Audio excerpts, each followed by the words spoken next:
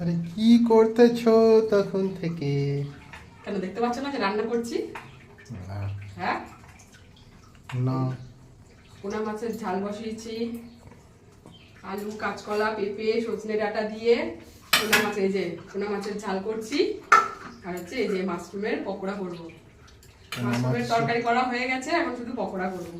পোনা মাছের ঝাল না ঝোল? ঝোল ঝোল, পাতলা ঝোল। আর এখন হচ্ছে এই যে মাশরুমের পকোড়া করবো।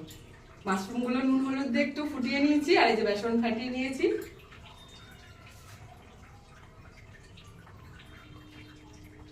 খেয়ে দেখবা, তারপরে বলবা কেমন হয়েছে।